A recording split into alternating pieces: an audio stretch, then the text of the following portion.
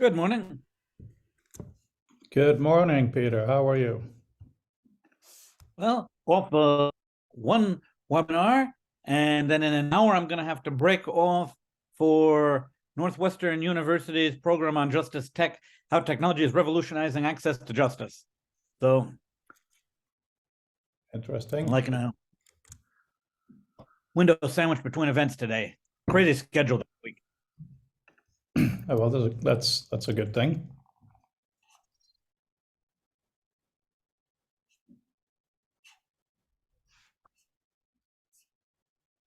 So I'm eating in the background if you hear munching sounds. Okay. Let's see who is here today.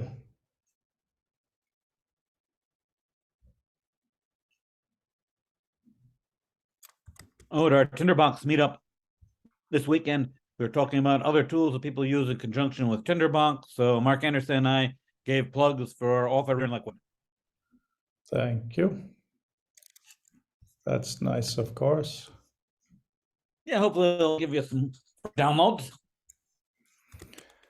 Yeah, let's have a look at the stats.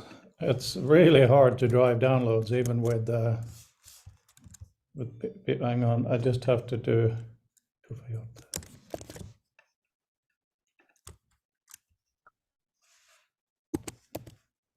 Okay, chomp. Okay, so just revalidating my browser.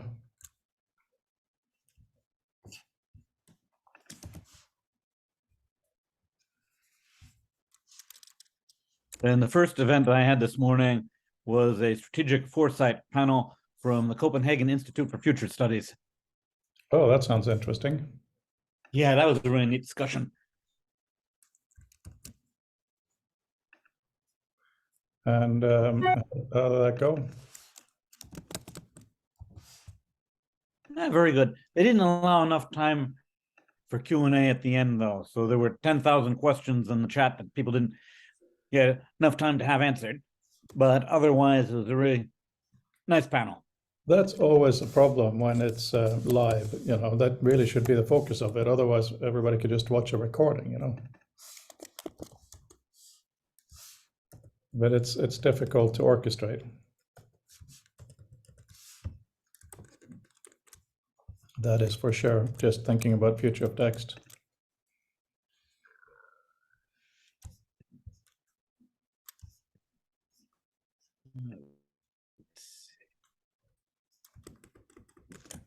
So will anybody show up today, do you think? Hard to say. Let's see. It looks like it's replayable. I'm going to drop the link to that program in the chat for you. It was recorded from YouTube, so looks like they already have it queued up for replay.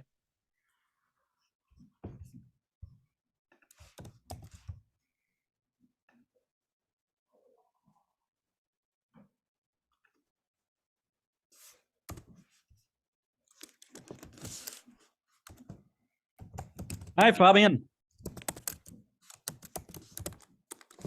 Oh my God, there's someone here. Hello. Hello. How are you? Pretty good, thank you. How are you doing? Good. How has your busy period been? I can breathe again, so that's good. We obviously missed you. Well, I was stuck for the Innovation Week at the European Parliament, where we had to justify our existence, but it went well. Far from perfect, but it went well. It was nice to focus on that for a bit, but I'm also glad it's finished. Yeah, it's probably useful having things like that, basically, deadlines but yeah, it can be pretty stressful, I can imagine. Yes, everybody was pretty stressed. I mean, no, not everybody. Most people were pretty stressed. Yeah. Oh, that's cool. What did I miss? Well, I was talking about all of the webinars I have sandwiched in this week. I just came off of a strategic foresight principles panel from the Copenhagen Institute for Future Studies, and let me repaste that link because you probably didn't see it in your chat. There's the recording off of YouTube. Yeah. Really nice panel. Only problem was I didn't have enough time allotted for Q&A at the end.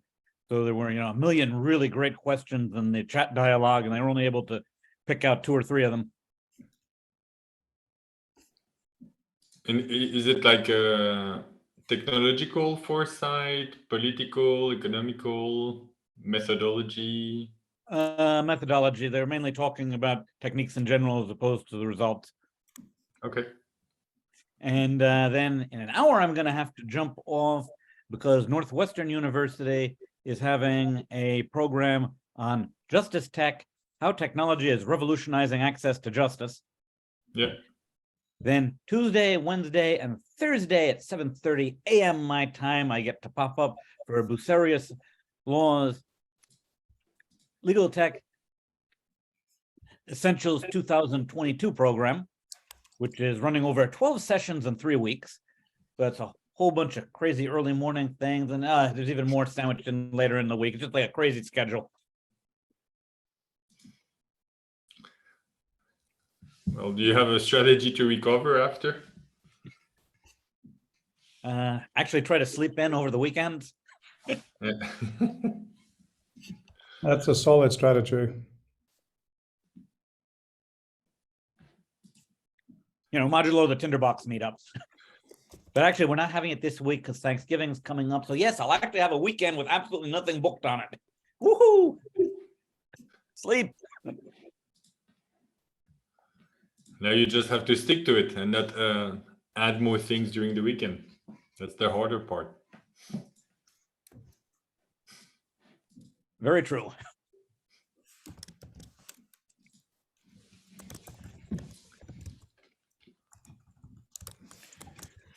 Yeah, so what's been going on here? We've had, oh wow, it's really red outside in the sky. It's kind of amazing.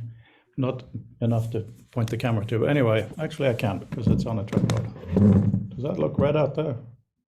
Bad color balance. Anyway, yeah, we've been talking a little bit about the whole idea of having the book somehow in VR and kind of gone away from that. But both Adam and Brandel have done interesting tests. The Adam one I've been able to try myself. I don't know if you've seen on Twitter, I think you have, the one where you can lock the text to space or to your view like a HUD. Yeah, that's very exciting. I didn't try that though. It's on our website. If you go to VR resources, Adam's experiment. In fact, I could probably label that a bit better. Let me do that. I'm on it. Cool. Yeah, no, it's kind of annoying how I have the Quest Pro, but in Immersed, it's just so annoying where I try to just type and I turn off all controls, and then it still makes my hands into laser beams. There's got to be some way to subvert that laser beams out of your fingers. Yeah, I'm sure there's a way to turn it off, but you can turn them off being active or not active for inside or outside. It's very odd. And, these are the little niggle things that I think will really count in the future. For the links from Adam, I got twice the same link, but I imagine one is the control, the other the display. So there might be.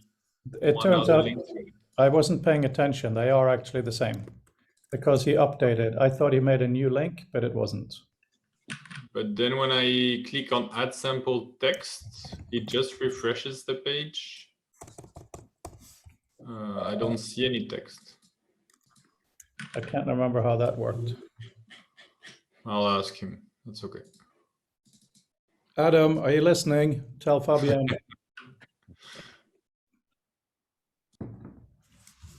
Yeah, that was quite an interesting experiment for sure.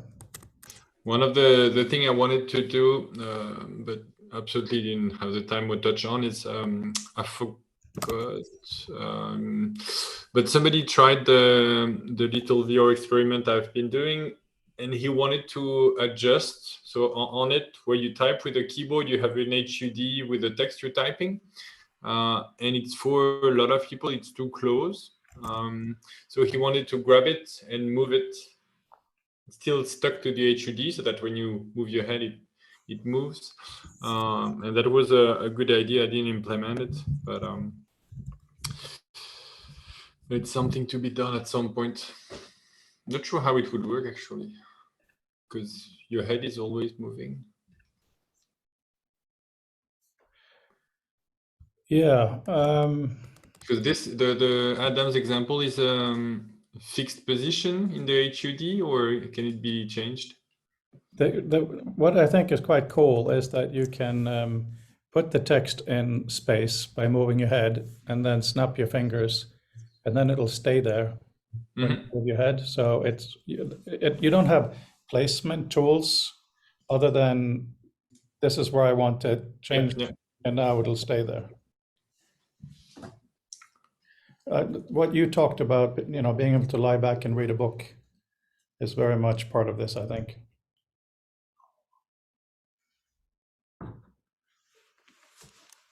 I'll have, by the way, the Quest Pro in a couple of days or weeks, I hope. Good. I didn't try that yet. We should start to try to have meetings in something. Does Zoom support any environments, or is it only the Horizons workroom? I have no idea. One of the reasons I ordered it was actually the Teams integration, or at least the Microsoft integration. I don't know if Teams will work, but I imagine they want to do more and more corporate, so there might very well be a Zoom option, or at least maybe being able to join. Like now, I'm on my desktop, but I join with the browser. So maybe joining in VR with the browser, even though it will be 2D, and maybe having multiple windows and using the controller as a pen to sketch. But yeah, that will be in 2D, I imagine. At first, at least.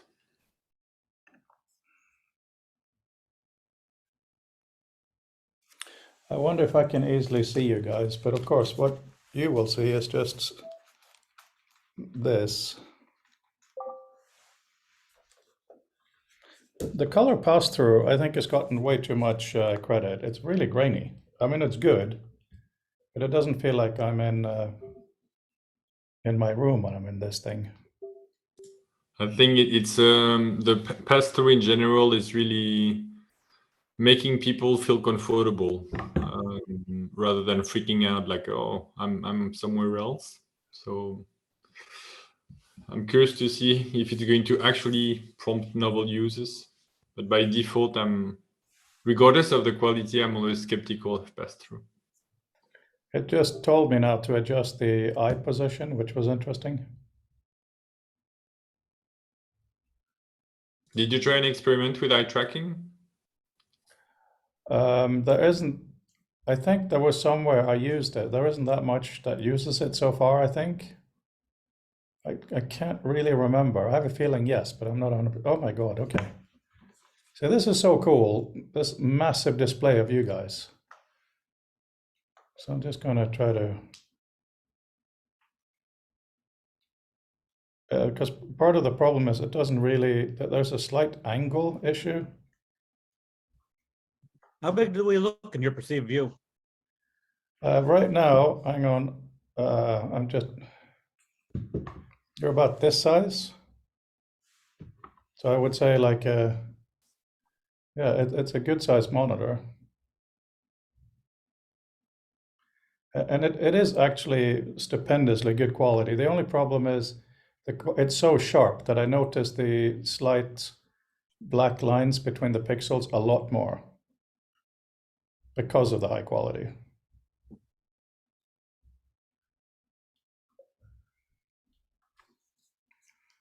Oh wow! Oh, this is really weird.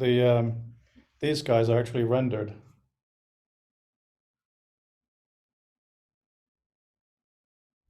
That's very odd. Let me see if I can turn my hand thing off.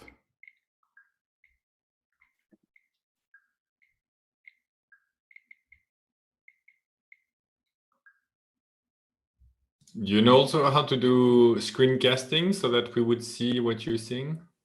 I don't have my phone. Actually, and you're on Mac OS, I imagine. yeah. I'm going to check if it's possible to use something without the phone. Yeah, there is Oh, the it's app I got- use. Do you know Brew? BREW? No, I don't. Okay, then that's going to be for another time. I'm going to put it in the chat for reference, but it's like little command line tools for Oh, here's a webcam option. Can that be used? Hang on.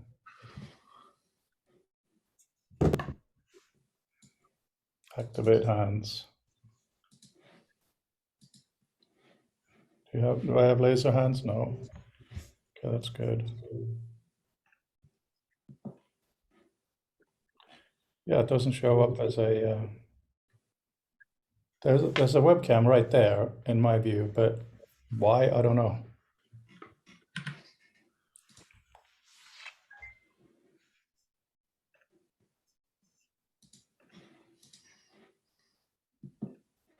I'm wondering also if you do screen sharing in Zoom, what's your or desktop sharing, what that's going to be. I guess some windows from the browser.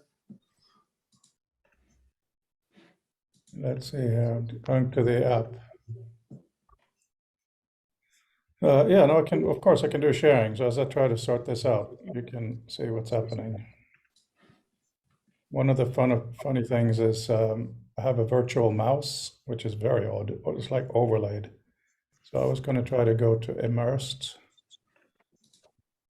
but I can't really see it. So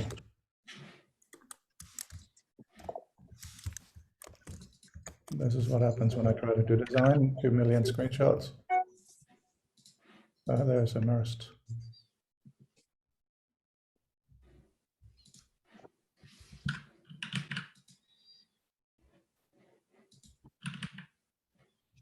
Doesn't have anything about webcam.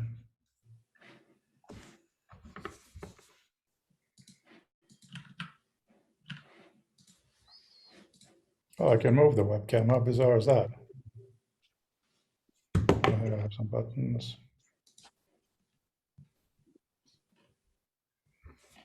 Same buttons there.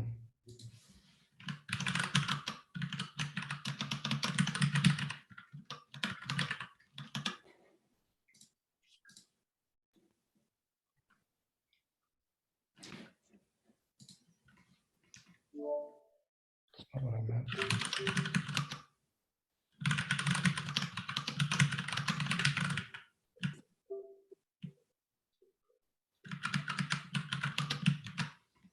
Quit out of immersed by accident.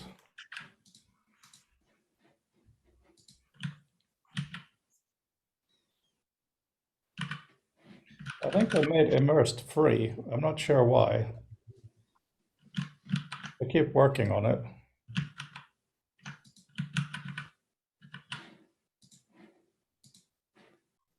So what was I trying to do? Maybe Meta is subsidizing them under the table. It would make sense. Well, maybe.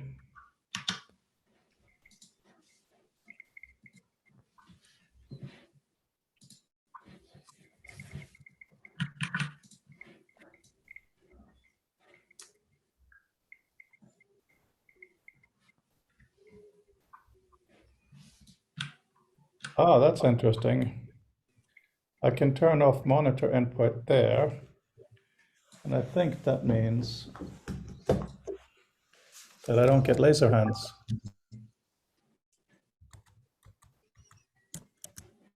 So that's pretty cool. Okay. Oh no, I do have laser hands. Oh, Why would I want laser hands? Okay, can I click? No, I'm trying to click in the app in here. can you customize the color of your laser hands? Maybe you could tell it you want your laser hands to be transparent. I can. I can I can customize and so forth. There's this pinch movement. activate them and deactivate them. So now I can use my laser hands to make things change in the settings on the monitors, but why would I need that?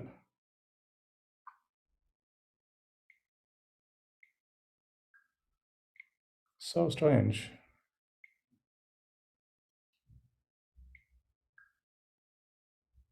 Still, let's see if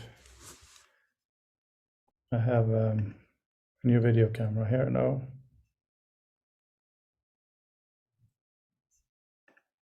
Very odd.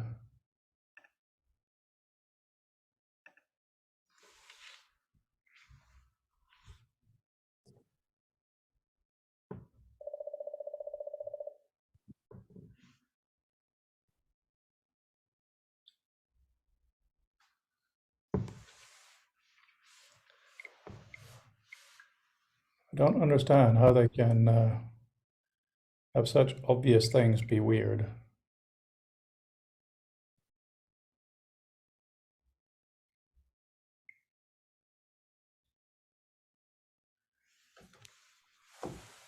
Don't quite get it.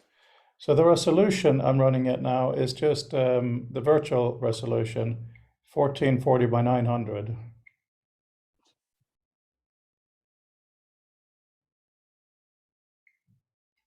Which is not the biggest in the world. Let me see if I can go up one. 1920.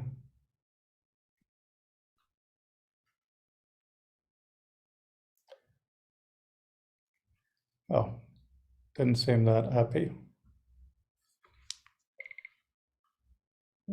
Yeah, no, that works. It's just things are smaller now. Oh, someone's playing football apparently today.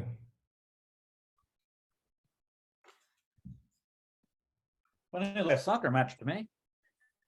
There is a soccer match. Very exciting. Edgar just started getting interested in football, by the way. He was playing. He was playing the first match ever with another school. I got laser hands still. Why? I don't get it.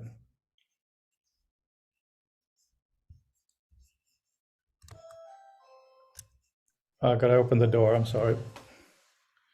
And that brings to an end our virtual session anyway, which is fine.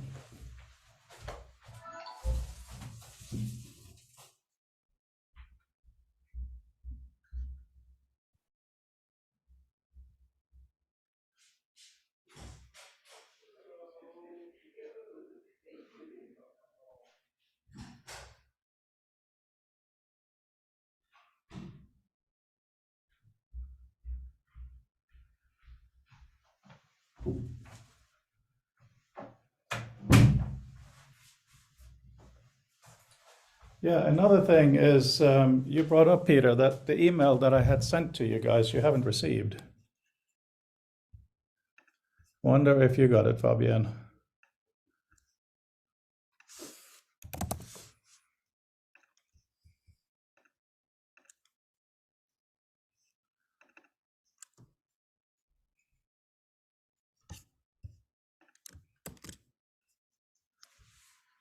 Did you get this one, Fabian? A more thoughtful discourse? This is the email I sent it to for you, Peter.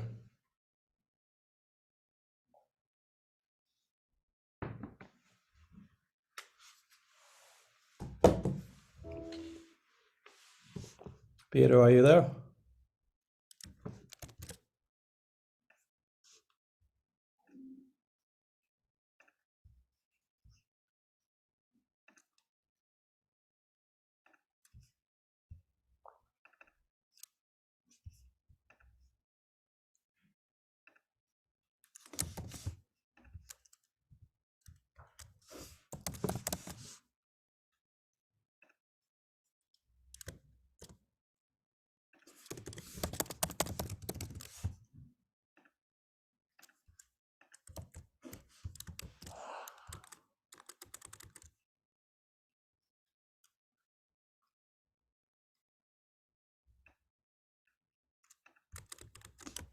Is anybody here? Cottonberry. See, you have a BRB. I just finished eating, so I'm shifting things around. Oh, okay. Yeah, I sent it to another email account.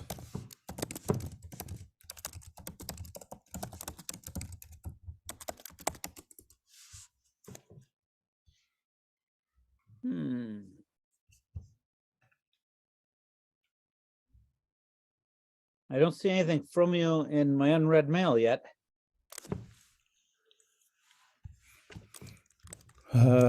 Okay. I'll try again. Which account should I send to?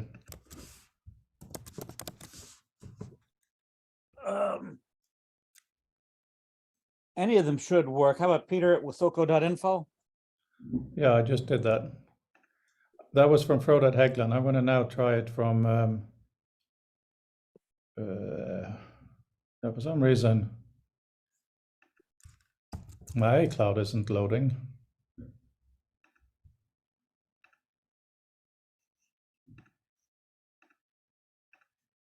Oh, that's a bit weird.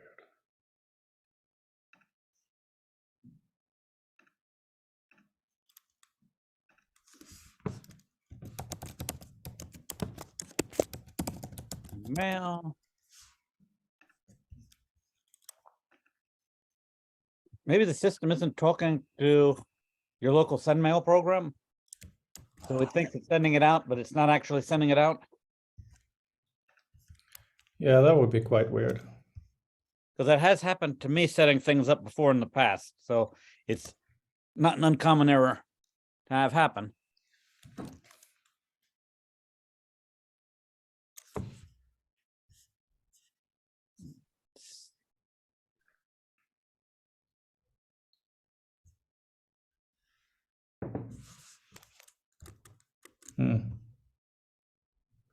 Oh, Fabian is back. Hello. Hello. Did you get the email that I sent a while ago? Hang on, I just sent it to Peter again now. The 2-page article. Okay, now I see it. I probably received it, but I didn't read anything. It's just. All right, just landed. Oh, okay. Then you must have got the iCloud ones. The other ones aren't working, as in I must be blacklisted for you.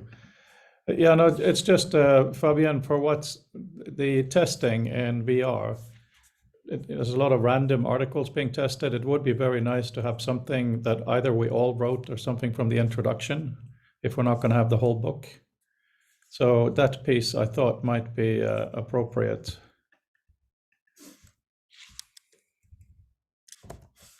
So that was the thinking there.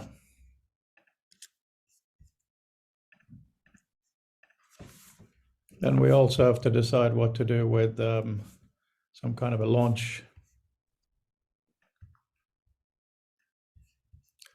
Hi, Brandel. Hi, Brando. Howdy. Oh man, I'm going out of phase. We were just talking a little bit about the VR tests of the book. I think it would be nice if instead of random articles like Adam's been doing, if we can't do the whole book, which is of course very unlikely, either take something from the introduction or some kind of a manifesto that we wrote together. I wrote a piece on 2 pages on a more thoughtful discourse. That's one of the pieces that's gone in. That's a candidate. So we can decide what to do. I don't know. What do you think?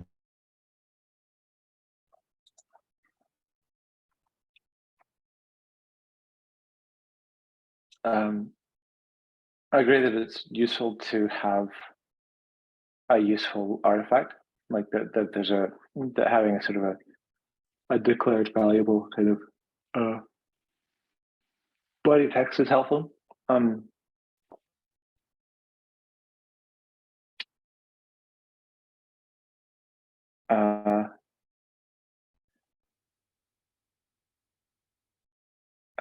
One of the things that I have chosen to put in as text is elements that have things that are, it contains elements that can be kind of portrayed differently, and I think that that's a really interesting thing to be able to do with VR because of that. Yeah, like I'm not sure what's different enough, sort of in terms of the materiality of VR from simply presenting a piece of text, but that could just be my being bored too easily by groundwork that needs to be done anyway.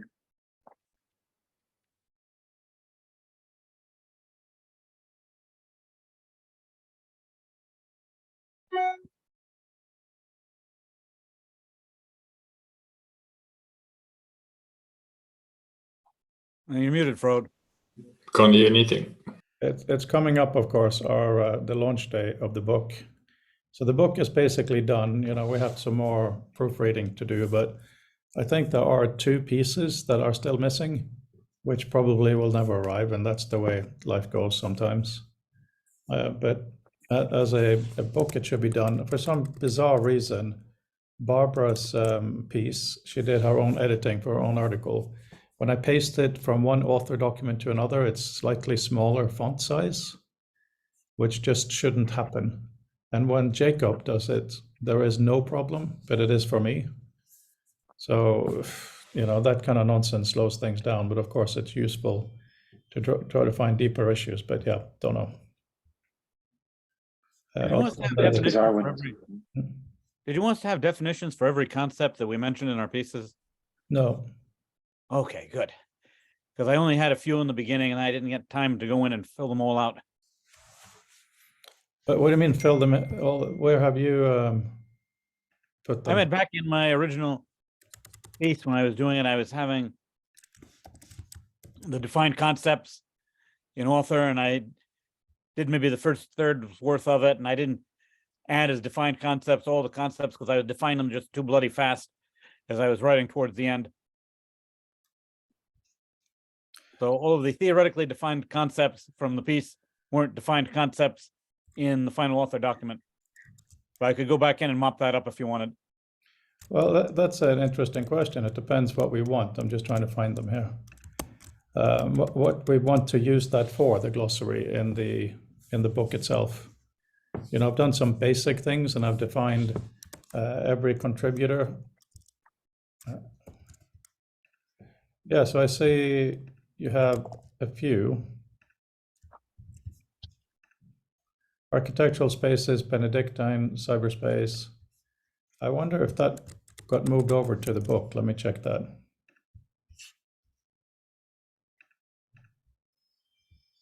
Because it just popped into my head that I hadn't addressed that. And since there's still a little time, I could go back in and add them if you wanted. Otherwise, if we weren't making use of them, it could stand as it is. Yeah, how do you guys feel we should deal with concepts like that?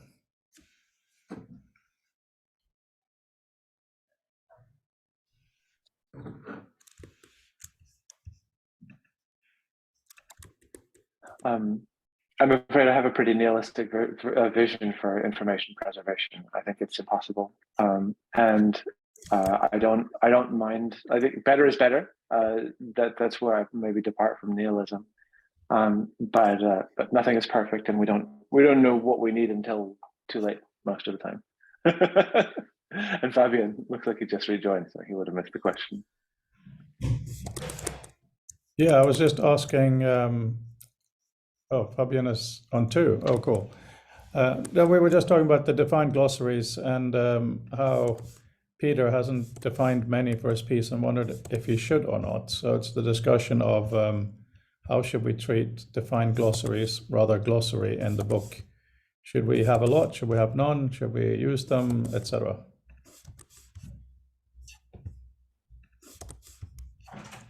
That's the Yes, question. we should have a glossary, but it's optional. It's at the end, and if people want to contribute, they can. If they want to read it, they can. But I think starting with the glossary for most people, yeah, it puts the reading off basically because it feels like it must be read. Bonjour. Can you say hi really loudly? When Dada's done with this meeting, you're going to get your football cards. You excited? Yes. Okay, see you later on the day. Yeah. Yeah. No, I think that's a good point. I mean, starting with a glossary is, you know, so the thinking with the whole workflow in Author is you define something when as you're writing, you just happen to writing the words, and then you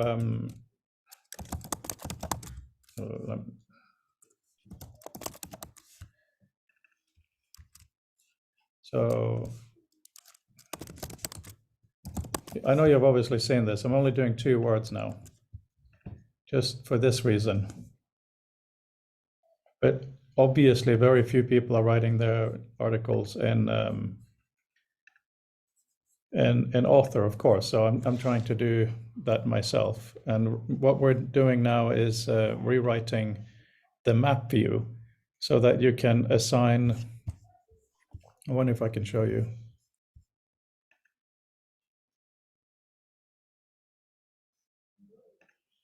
Might be this one. Yeah, so we have, hang on a second.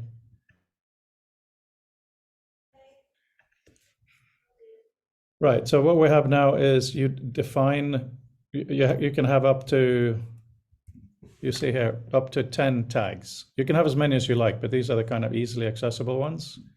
And you can edit any of them, but these are just starting ones.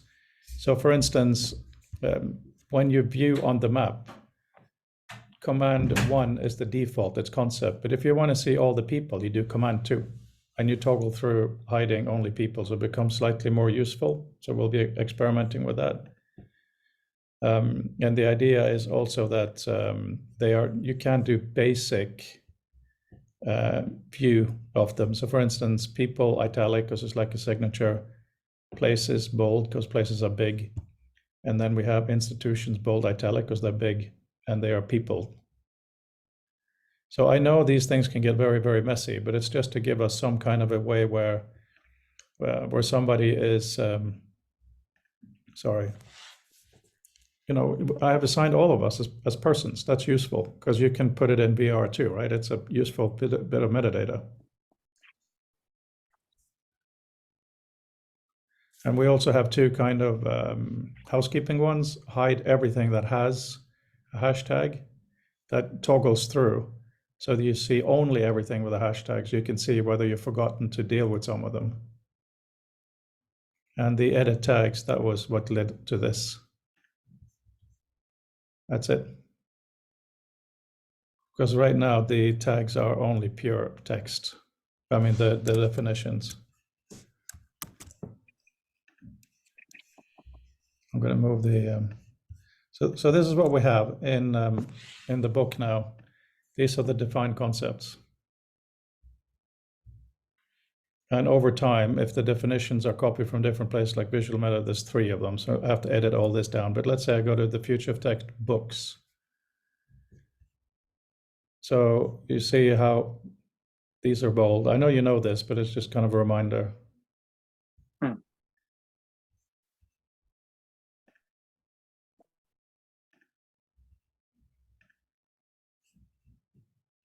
That's how, you know, it becomes hypertextual instantly.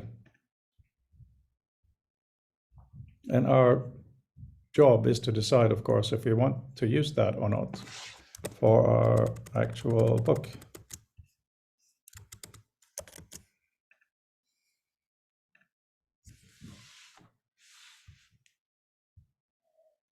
Yeah, I mean, it sort of immediately invites somebody, for better or worse, to create a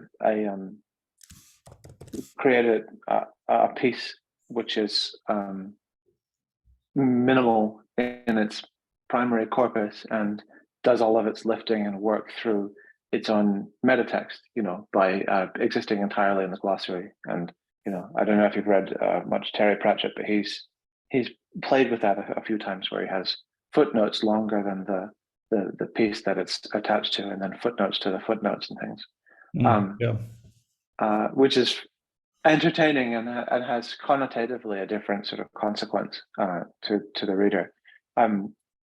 This is something I talk about a bit, but like I think a core issue is that that kind of functionality presupposes those kinds of features presuppose the function of the text in a way that I think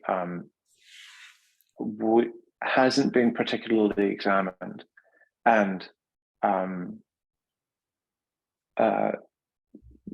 I think that what the book is useful, and that it has a function, but that without a more explicit description of that function, it's not necessarily clear what any of these features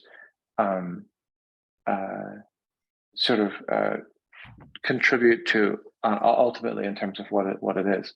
So like in terms of how heavy to go with concepts, the question is, what are the practical consequences for a user or a viewer using this system? What are the range of anticipated consequences for those users? Because there are a lot of really basic concepts right now that we probably wouldn't care to define at this instant in time in 2022. But if this is being picked up in 21-22, then there are a lot of things that actually are pretty commonplace. Like I was reading the Future Text Volume 1 in the weekend, and the backdrop of terror about the political moment is really acute, and yet at the same time it's already faded enough. Just whether it's the present moment is as dangerous or not, I don't know, but it was really interesting to realize that it will be very easy to lose that moment. So to that end, like with an explicit sort of story or notion of what people are receiving out of things like a glossary, we can do a lot more in terms of deciding how far to go with it, and what is the appropriate visualization. Doug's stories with Joe, as you say, are essential for sort of collecting functionality and thinking, and so we have some sense of what a person does with this resource, either in the form of some kind of end user program, or somebody more like Fabian or me sort of making use of this data. Then we'd have a better sense of how to go with the series. I hope that makes sense. Yeah, it makes a lot of sense. A lot of issues came up there. So the way that the citations are now, most words are do not have a glossary, do not have an entry. People who are a person known to us, either a contributor to Volume 1 who is referred to here, or one of the authors, if like Stable Diffusion, that's useful because that's defined now. It may very well be defined different in a few years as the technology evolves. So there is work on that. I mean, and also I am deeply aware that this is all really focused on reader author on my software. I know that, and I'm showing you this because I think it's important that you should be able to use the metadata in any way that you want for your systems, and also contribute to making sure that the metadata is what you want it to be.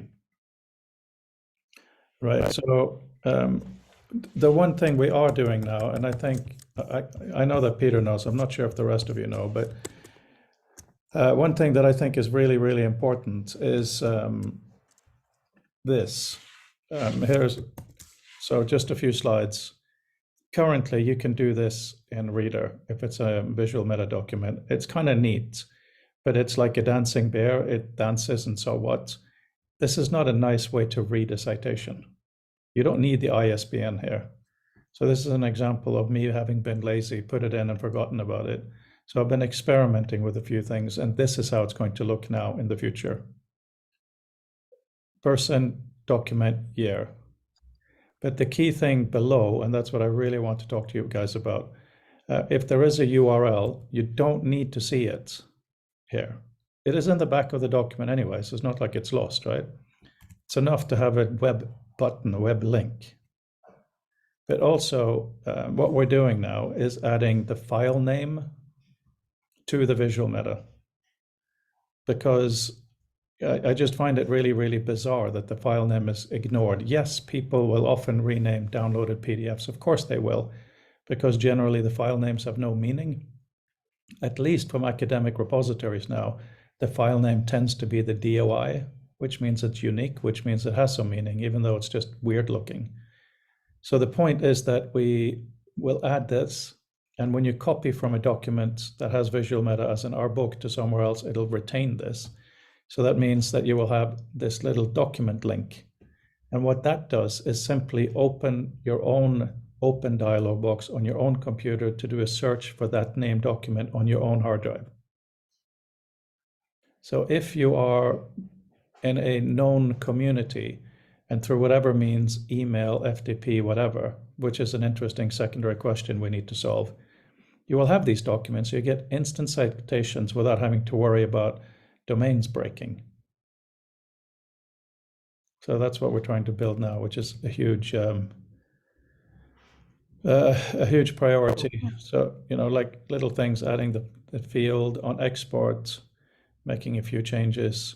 One of them being an option to automatically add author date and time to the file name. So just to help the likelihood of it being a unique document. Yes, Peter?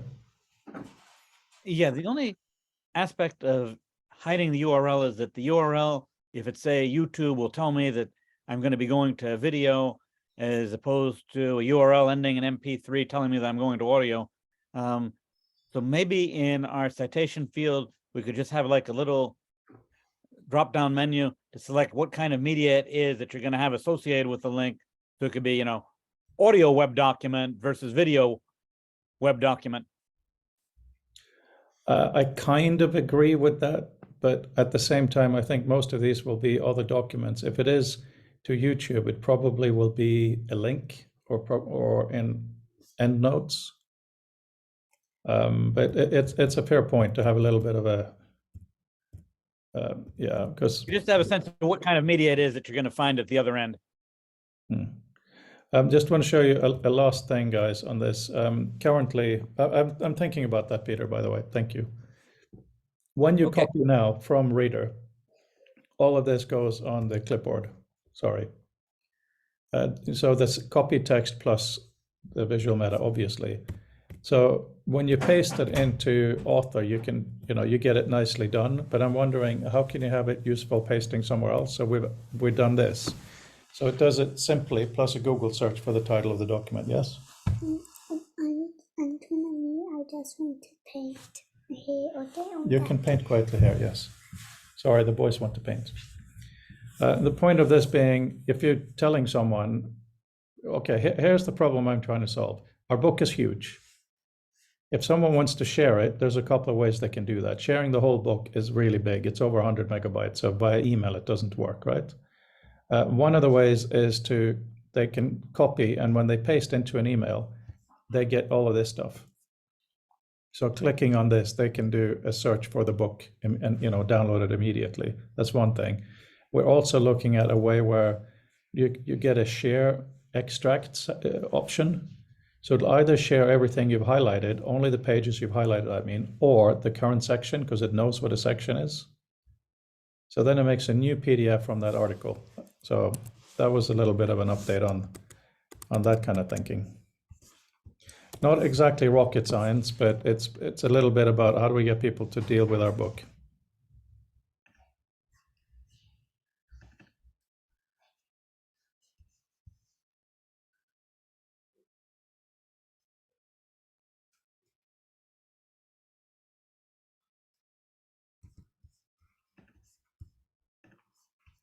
And so much thinking amongst all of you guys. Oh, Okay, are there any specific things you want to be able to have people do with the book that cannot necessarily be done? Or are there any principles of how to deal with a book? And when I say book, I mean a binding, and there can be different types. Just, this is the form to throw it out. And I'm not going to say go build it. I'm going to say keep talking about it.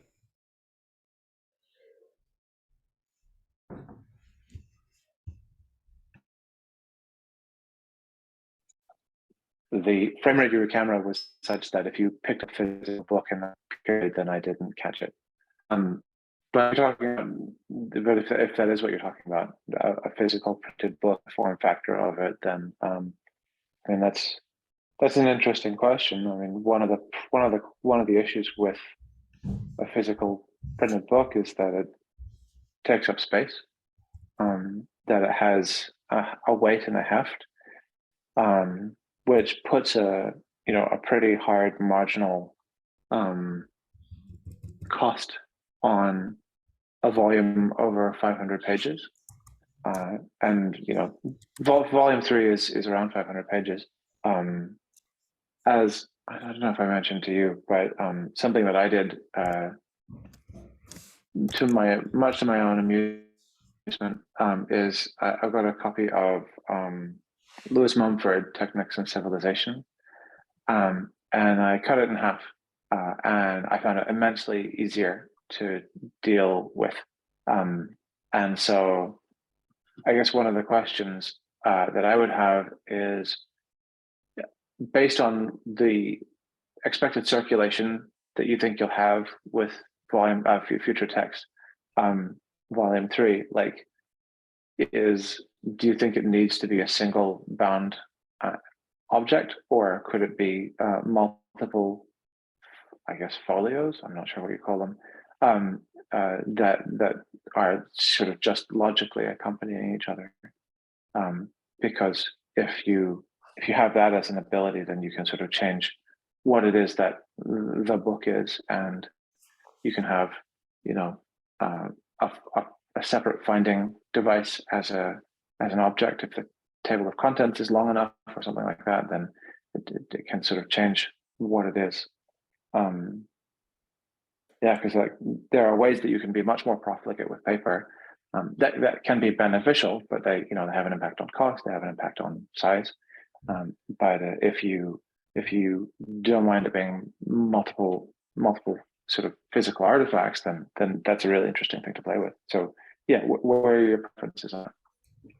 Well, number Go for a one, set. there will have to be a book Set. at the end of this. What's that, Peter? Oh yeah, Go for a box set with all 3 volumes in the envelope wrapper box. Yeah, I mean, this is something that we have. We lost Brundle physically and virtually. no, I can hear you. I'm just kidding both. Oh, you're on the Bluetooth. I am. Yes, it's. I'm looking at. Concept of technology. I mean, first of all, the first volume of the book was made in Illustrator, not Author. Mhm. So it has different stuff behind it. Right? Yeah, that makes sense. So I may go through and copy everything into Author and try to make it the same kind of format. When we talk about having different physical virtual artifacts, I completely agree. The notion of different bindings, I think, is absolutely a good idea. And that's why one of the things I want to test in Reader is an option to do one of two things. Either share this article because it knows what headings are, so it can easily make a new PDF from one article, or whatever's highlighted, only highlighted pages are shared. Because those are both ways of literally tearing the book up. So that's quite primitive. But in terms of, it would be amazing if someone sends one article of the book to someone else, and there is something, let's say, on the front cover page that they click on, and the book reconstitutes or whatever itself. The whole thing is downloaded, and this is shown where you were. That would be fun. But a lot of this is me doing Reader, which benefits me. And that's fine. I don't mind investing, but I think it's much more interesting if we try to agree on what kind of metadata to have and have different ways of dealing with these things. You know, the far out stuff that you guys are building in your test is really great. It's just my responsibility is to have on the 9th of December a thing people can put on their computer or the bookshelf that has to be the basis.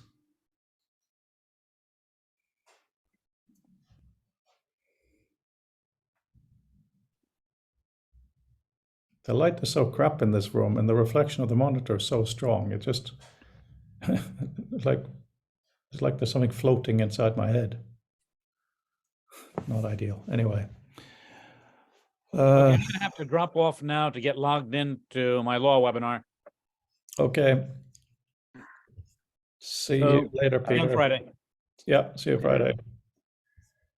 So this is related to that discussion. So first of all, you know, Mark and I have been talking about highlighting and stuff before. So one thing I've just done is instead of when you select and you make it yellow like that, it becomes much more subtle. Because it's really funny with highlighting. Highlighting is great to find something in a document, but it's really unpleasant to read something that's highlighted. It's really strong.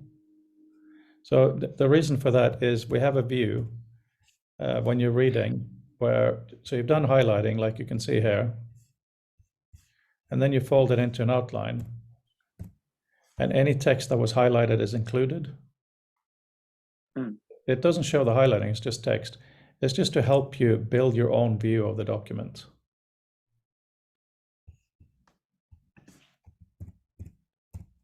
Yeah, and that's what you just saw. So they're just really, really basic things, because I think it's really fun to be fighting with Brandel and Fabienne here and Adam, in the sense that I'm the traditional guy now. I absolutely don't think that we should be tied down by what could be done on paper, on PDF. Absolutely not. But I think it's really fun to see what we can actually squeeze into that space, where we also look at the more far out spaces.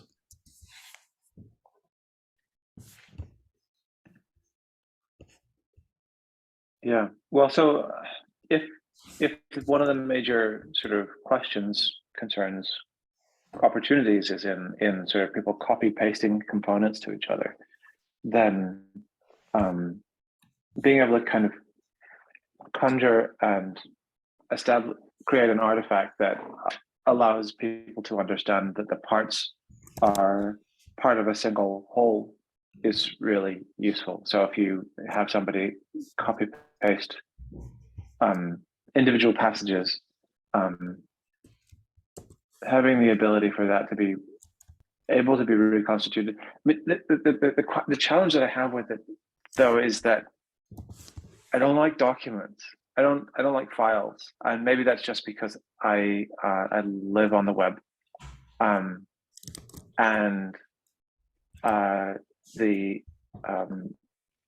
so the idea that I download a file sort of ends the information's relationship to the web. It's no longer a part of any services. It's no longer something that any web system has the ability to mediate or have any certainty of. I fully agree that it's the only safe way for a user to have confidence that they have that file in perpetuity. But I don't know how to square the circle of the fact that it's no longer sort of effectively live on the web at the same moment as it becomes secure in the possession of the end user. I think the term publication comes into that, because I remember, my philosophy is that of liquid information. I remember telling my father many, many years ago about it. He said, "Oh, I feel that information should be solid, not liquid." And that was obviously a great perspective. And I feel that the problem with things like Google Docs and ever-changeable information is that, as my art teacher said when I had an exhibition way back in high school, because I did a thing with a frame and a thing with a frame, she said, at a certain point, you've got to stop, it's done, right? And I think when it comes to knowledge work, at a certain point, you have to publicize it or publish it or whatever, even if it's just to yourself and saying, as of now, this is done. Otherwise, we just keep bleeding stuff forever and it becomes amorphous. The document-centric model is that we have now, as a community, on the 9th of December, said that this is our statement on this topic for now. And then, of course, this solid piece of information that is rock solid, frozen, whatever, should be malleable in infinite ways from that, but it is literally a stepping stone. Because you shouldn't, one of the things that's so important to me, don't forget, when VR kicks off properly, and it certainly isn't now, but let's say Apple has another success on its hands. I don't know, but let's say they do. As we've talked about many times, they're going to own a lot of the interfaces. We need to be able to say the year before we said thus. And it is the publication date of the year before that is thus. That in itself does have value. Because let's say we publish another book in a year from now, and we've lived with other VR headsets, and we then can go back and say, we said this, and that was actually rubbish. And then we said this other thing, which we really should pay attention to, right? But really important, before I stop screen sharing, and I saw there was a glimpse of Mark taking his hand up. What I think is really important with documents is that it can provide a different time scale for discourse. And, on Twitter, we all do something quickly, and we all know the problems with Twitter. And of course, an academic journal, it takes a long time to get something in, but something in between where someone makes a considered, thoughtful statement in their authoring environment of choice, shares it within their community, and then 10 seconds later or 10 years later, someone can say, I've read this, I've considered it, here are my points, blah, blah, blah. And that is unowned, completely distributed, but it is based on, it doesn't have to be a document in this sense. It could be a crayon drawing, it could be a 3D model, I don't care. But I think that having each individual knowledge utterance being self-contained is of value. Over.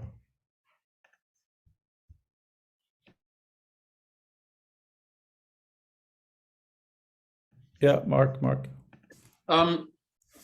So first of all, apologies, I got detained and apologies for being late, but it's interesting. So what I'm sort of pulling together coming on the tail is I almost hear, I see sort of 4 different cats fighting in a sack between having a text of record, the text of record, which in the old day, the thing inscribed on stone, issues of referencing. So where and how we access the record of notes, the ability to remediate, so take apart and reassemble.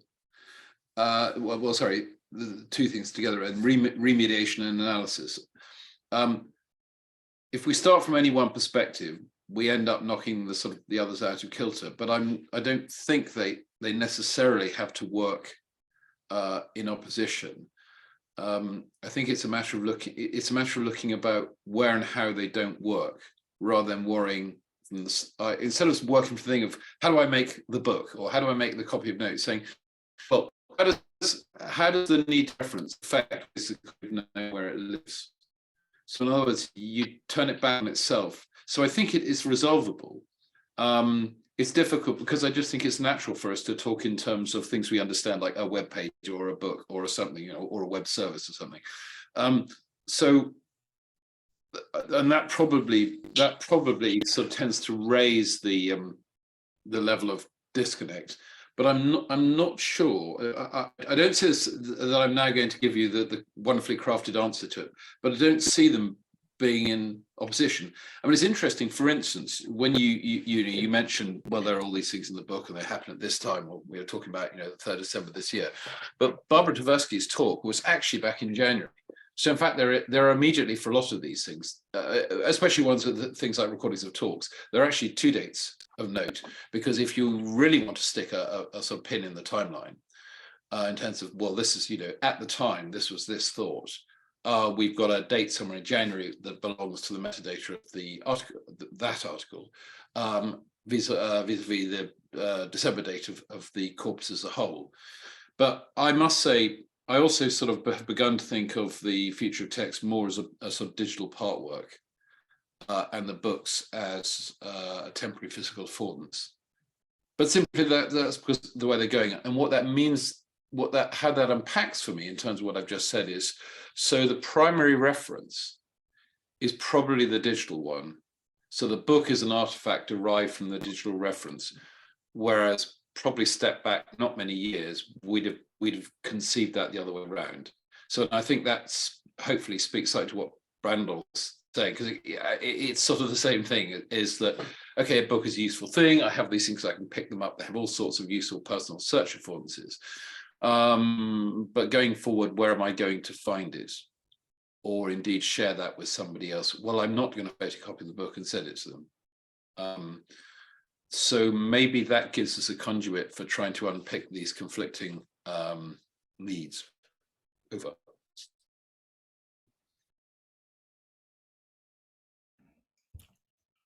If I may, to see if I understood you correctly, try to summarize. The PDF is the book, period. Of course, you all have access to the .liquid with all the JSON and all of that stuff. And I think we should make that also available for anybody else who wants access. But in terms of academic citing and stuff, it is the boring old PDF. And I'm hoping that we've irritated you enough that you'll go out and do something to fight the PDF power with other views of what it might be. Well, I think I'm slightly on the same page. I'm less worried about PDF. PDF is just a delivered format. The referent, therefore, is the publisher, and the publisher, I guess, is the future of text as it's mastered. How I get it from the future text, be it as paper or as a PDF, is source 6 and 2 3. And I'm conscious there is actually a slight difference between the PDF and the book. The book may be the PDF printed out. It's the PDF printed out without other affordances that are in the PDF. So I think we need to be careful about saying the book is the PDF. The book is a derivative form of the PDF, and the PDF, as we have at the moment, is our master data set. Then comes the interesting question about whether the PDF should be the master data set, or it should be actually something even more abstracted and remediated into, say, a more webby form. So you've effectively got this digital part work of things where you say, look, I want to refer to the Future of Text Volume 3. That can be assembled, in a sense, into a set of things and treated as a bound thing. I'm just trying to pull myself, as much as anybody, away from notions of how we print binding. Fabien. No, hang on. Before Fabien, Mark, what do you mean by webby? So in other words, PDF is an impediment here in the sense that we have some information in digital form that's available from the publisher. Depending on which button I push, I may read it as a web page or be sent it as a physical single file, for sake of argument, in PDF form, maybe in text form.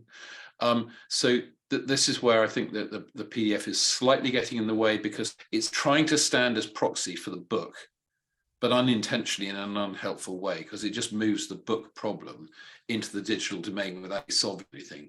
The PDF contains, within that format, I think we want to think of the contents of what's in the PDF such as it is, in terms of visual meta and all these other things, and just stop worrying about the PDF label. It's just a wrap around the outside. I know it has special meaning in terms of, for instance, all the extra work you've done with Reader in terms of how it's interpreted. And I'm not in any way, shape or form trivializing that, but just get back on what is, let's not avoid the B word, but what is the canonical reference? What I'm thinking about is the canonical reference is an amount of data held by the publisher and referenceable through it. But I think it's time, especially given the ongoing nature of the journal, just to step away from old-fashioned print notions of how it's addressed.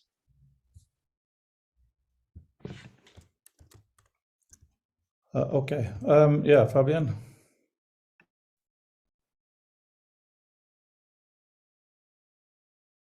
Yes, so instead of arguing, I'll show you what I plan to do. I apologize if I have shown that before. Since it's been a while, so just interrupt me if it doesn't make any sense. And let me know when you can see my screen, please.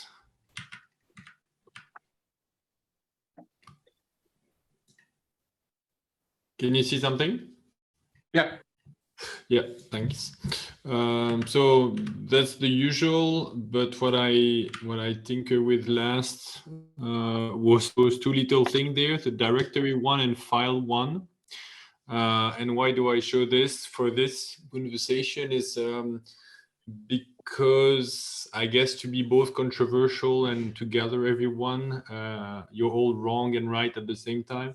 I think the file itself is important. The web obviously is important, and that's the way I work, so I have a bias. But there is this thing called WebDAV.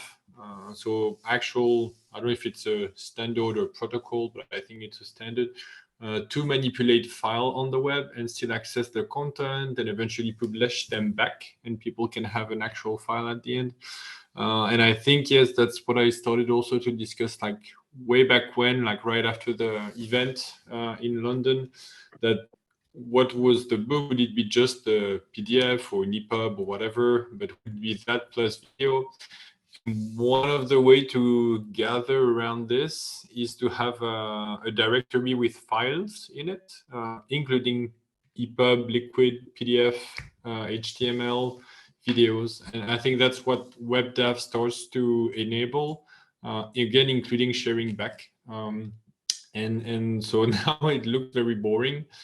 I didn't add any meme or file formats detection, but yeah, that could be a way where instead of manipulating here, let's say just text and code, one can manipulate also the file with potentially code also in it or text in it, and then yeah, literally grab the files and the content to display it, including potentially either the book with pages or videos. But I think that might be WebDAV, might be a way to reconcile a bit all those different constraints.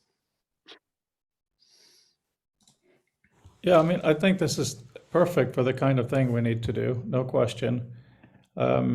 Just before really addressing that further, though, on the 9th of December, we have to decide what is being released. There's going to be a PDF with metadata. There's going to be a liquid file that is itself, but also opened up, so people will have direct access to the text and JSON. Maybe we'll do an HTML and maybe even an EPUB, because I've actually had a few people ask if they could have an EPUB of the earlier books, because they have site issues, so they need what the affordances of EPUB readers can give them. So I don't really care about the canonical in that sense. Whatever we released on the 9th of December is canonical, so that's fine. But in terms of me being responsible for a thing out on that day, for me it is the PDF, and that's purely a practical matter. But in order to go further, I mean, WebDAV is a very useful thing, Fabian, absolutely. But how would you want to go further than having a list of the contents of the book or attributes of the book there? What is the point of what you just showed us? So to be able to exploit, let's say, the books, document, join them freely, so that if you send or somebody else, what usually people interact with WebDAV, for example, with Google Docs or what's the name? Google Drive and any file sharing application basically. And the outcome of it for me would be to share, of course, a WebXR link. So people join, they go with their headset, not to read the book, but to manipulate part of the book and eventually get a binded book back that they can read however they want. Probably not in VR, but yeah, that's how I view it. Yeah, I mean, the thing about VR is we have really nice size monitors, but foveal vision and moving our head means that huge text isn't that necessarily pleasant. I agree with you. But when we say read, and now I'm kind of going into your territory, I think it can mean a lot of things. It can mean line by line but it can also mean different ways to experience the content of the book. So I'm absolutely for experimenting with different ways of reading in VR. Ideally, people shouldn't have to leave VR to read the book at some point, right? At one point, but it's Yeah. We also need to think about the non-human readers, which I think are a reality. Not really. I think that's not done here, with really. Jason at this point. I think we are designing for ourselves. But is there something specific you're thinking about? Yeah, I'm just saying that I just, in terms of using the word reading, I would just suggest that we make plain that we accept that not all readers are humans, so that when we talk about this experience, one of the things that means is being able to deliver clean text devoid of unnecessary markup or layout. Yeah, that's It's just something to bear in mind in terms of, you know, as we take this thing in the broad. A machine probably doesn't want to read a page's worth of text. It might want to know because it is being asked to deliver that, but in terms of it trying to say do some kind of analytical thing that it has been asked to do with the text, I suspect strongly that there's a lot of stuff that we think of in human terms as a necessary structure, which isn't needed. And then in order to be able to deliver on that, we need to accept that that is part of our core readership delivery need. I don't feel that machines are core readership at this point. I think that we're going Okay. Well, a certain. I'll agree to differ, but I think Let not now, when? Let me just finish the sentence. I feel that we're already delivering JSON files. We're delivering the visual meta. We're delivering things, but I get a bit confused about these discussions talking about plain text, because there's no such thing as plain text. Text has to be rendered somehow. Text cannot exist without a typeface, right? And also, if you don't, there is meaning in line breaks. There is meaning in indentations. There is meaning in bold. There is meaning in choosing what's on this page and what's on the next page. So layout and design do convey meaning. We're not talking about ticker tape here, where everything is literally in a line. I mean, if you have a use case for that, absolutely worthwhile for you to write that up, and we'll see if it can export to such a medium. But I don't really see an immediate case for that. Yeah, I'll take a run. One of the sort of core contexts in which there's sort of a significant function to play in this kind of non-human reader is in search engines. Search engines, to one, look through text. In terms of it being plain text, it's typically the case that the rendering of a piece of text, be it as a heading level 1 or as a paragraph or bold or italic, isn't as important for the search engine sort of context as it is for the human reader. There are exceptions where, for example, if you make text very small, but high on a page, that's a way of manipulating search engines. And there have been attempts made to make sure that transparent text or very small text or text that would be otherwise illegible doesn't contribute to search results. So therefore, to sort of remove people's ability to do Google bombing is one of the ways that people call malicious search engine optimization. But yeah, so I would say I agree that there is an important role to play for sort of non-human readers. The way that I would characterize it is that it's that there's a very different modality that it's still ultimately all in service of people. It's just that it's an indexing system that needs to be able to run for the benefit of people to be able to find it.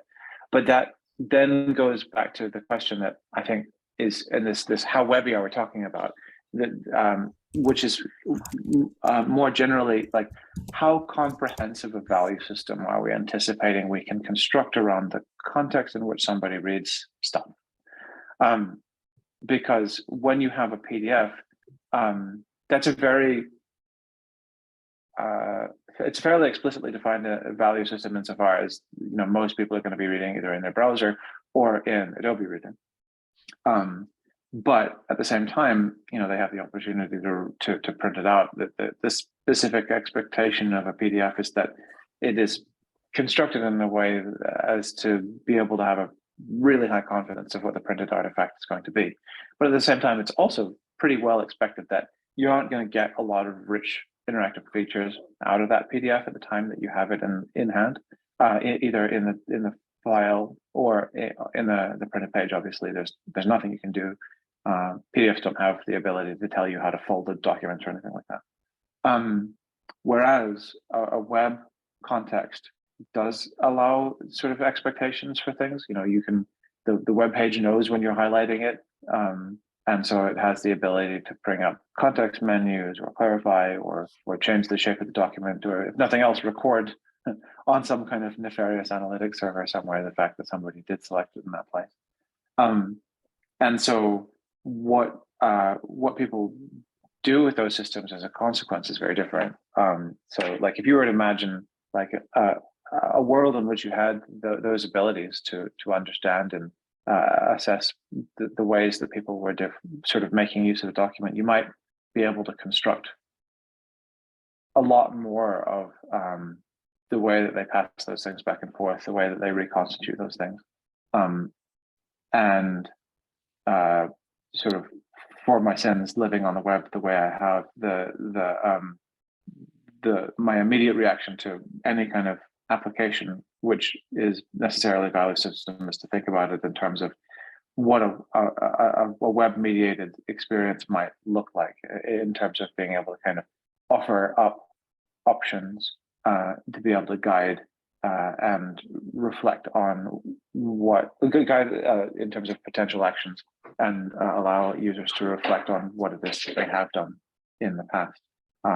Recognize that that's actually not possible in PDF, and so it's hard to know where to put the sort of the ability to use this set of documents today. Yeah, I mean, that's really core. We have to decide on where we expect people to be reading this. I think that's a really good point. Most likely either web or Acrobat, or on Mac, of course, Preview.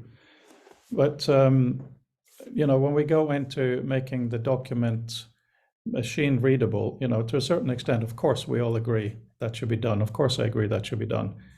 But it becomes abstract to me quite quickly for the same reason that a lot of the discussions in the community on reading in VR has been about the lack of constraints. And, that's an interesting discussion to begin with, but at a certain point, there are constraints in reading with a headset. And, I'm talking about VR headset being the next few years at least. And I've seen very, very little actual building of the book in VR. So it gets, it's useful what we've seen, and you've all done some of it. But to just say, VR means no constraints, that's just So also, to make it this digestible for machine reading, it then really becomes a point of why. And it's a real question. It's not why this is stupid. It's not what I mean. I mean, why, for what cases? Right? Well, I'll take a run at that last, because I don't, this isn't by way of trying to sort of, to take a deliberate contrary view, but I think it's being slightly dismissive in terms of when we say reading, as Brandon rightly pointed out, that if there are ways in which a software agent reading on our behalf can do extra affordances, and you mentioned things like a web page can do, so right, I know you're in this position, I can do that. But there are all sorts of things we like to do now with text that we want on our behalf, where a process working for us actually needs the text. It doesn't need lots of there's stuff to which it is broadly blind. And but it's often only blind because we have to write things to say, right, every time you see a tab stop, ignore it. Every time you see, if you don't see A to Z 1 to 0, ignore it. It's worse than that because it does need punctuation. Because plain text also, I think, is a term that gets understood, is basically something where you have the glyphs. So you have a record of the glyphs sequentially, unpolluted, for want of a better word, by visual stylization into the broad. Now that I mean, you can argue over whether tab stop is that or not, and the line break, but broadly the idea being that it's as close to just the text as it can be, so that something that just wants to look at, you know, does this term occur more often than that? Because one of the things we're interested in doing is looking at the relationships. Part of the discussions we have here is, you know, we look at the map view, we're trying to create associations and things. And one of the things that machines can do quite well for us, if we feed them the right sort of prompts, is it can go in and process these sorts of things much more quickly than we can. It can read the whole book in seconds in a way that we just can't. But for it to do that, we can help ourselves by allowing it access to the book without much of the structure that we need for our human cognition. And I just don't see the two as being in opposition, or you know, or being not relevant, because partly what's holding us back to the richer things we want to do is us holding on very tightly to some of this styles where we just don't need it. And why does so? Just one point that ties it all together is, and so the reason for saying that is, in order to be able to have the text in the various forms, we need to understand those outputs and draw the needs of that right back down to the core. So when you go to the resource, WebDAV, whatever, and you ask for it, and you ask for a particular thing, that's what you get back, and you don't have to do a lot of post-processing and guessing to get the thing that you wanted, because basically you're having to strip out a whole lot of stuff you didn't want and ask for. Over. So in that context, you know, you see here, there's the contents of the .liquid file,plists and JSON and all over the place. I open the contents.rtfd. So we have this, which is relatively plain, you know, flowing text. And then we copy that into BBEdit, paste it there, so there's no images. And it's very simple. Does this not cover the requirements you're talking about? Because if you have more specific requirements for how this should be presented, you know, we can look at that. But as a general thing to discuss, I think we have it.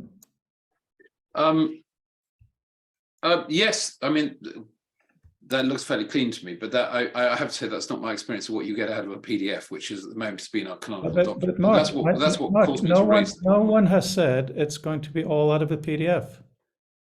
I think I didn't know. Sorry. No. I don't know why you're so upset about the idea of having just text without things. They're just separate deliveries of the same thing to different classes of. Yeah, but Mark, we have that. But Mark, I'm wondering why we're discussing this, because we do have that. The .liquid will be available.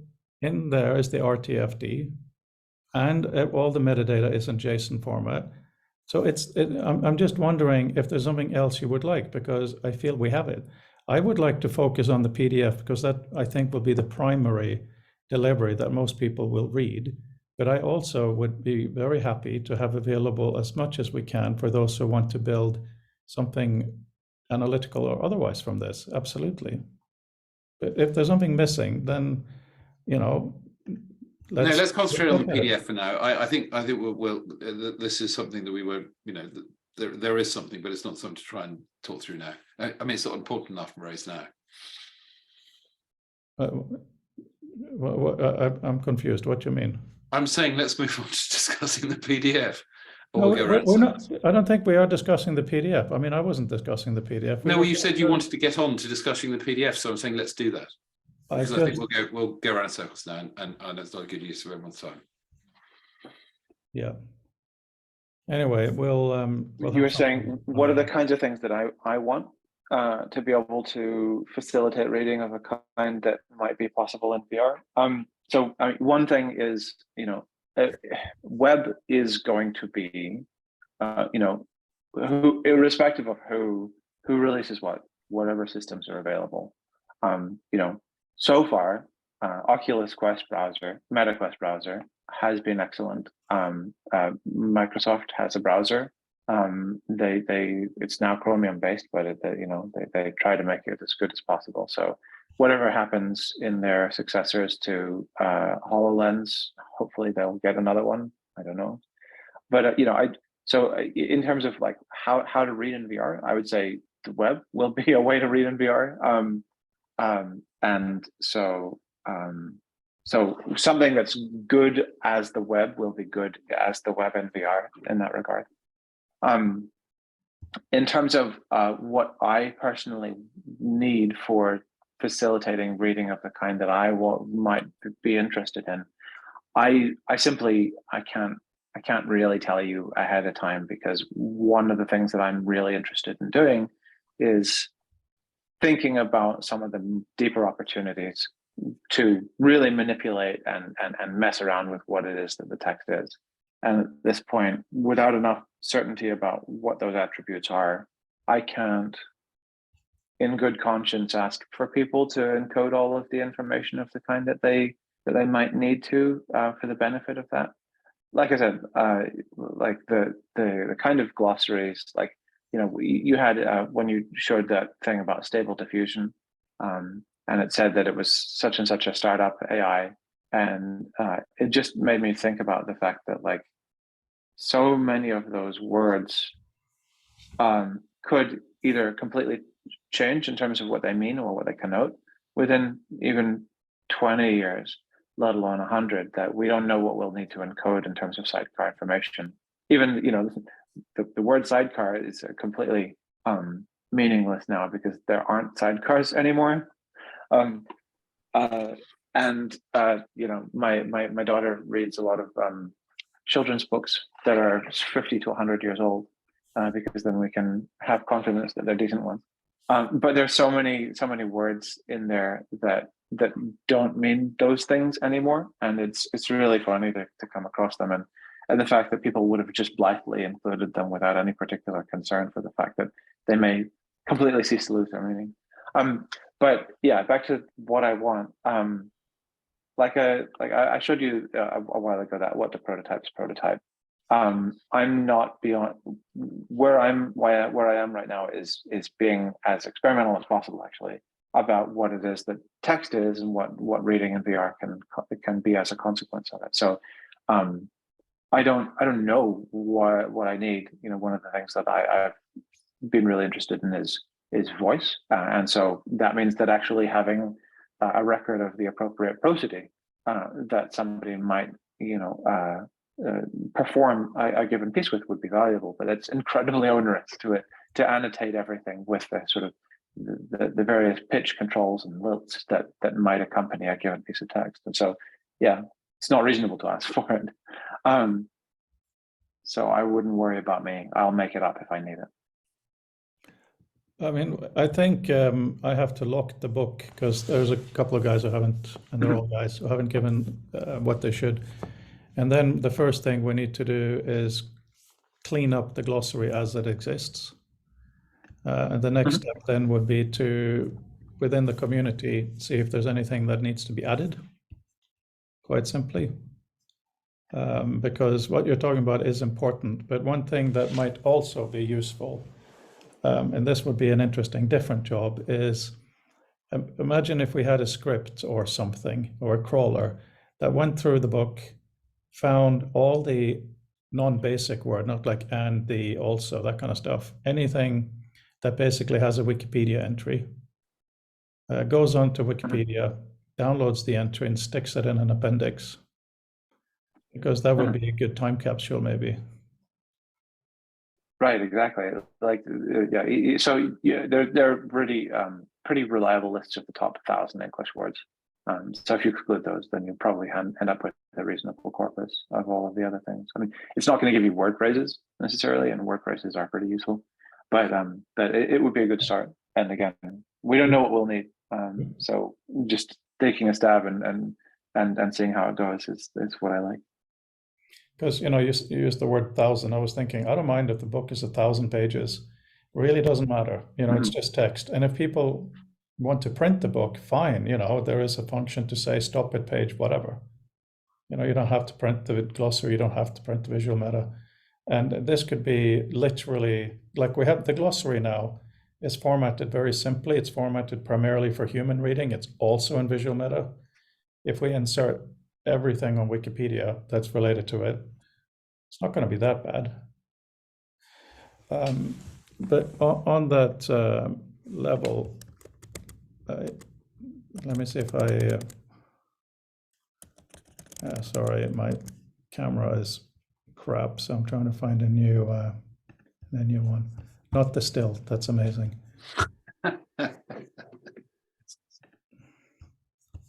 Looking for a cheaper Leica. Yeah. Leica is great for stills, but it's not good for video. So this may look a bit stupid, but I think this is very important. The output of Visual Meta now will have this. You see the bigger, this is where your document comes alive. Because people see that stuff at the end and it doesn't make any sense. So I think a sales pitch is necessary, you know, a little bit of excitement of what it is. So, you know, that's one of the more human side of the things we're trying to put in there. Yeah, I mean,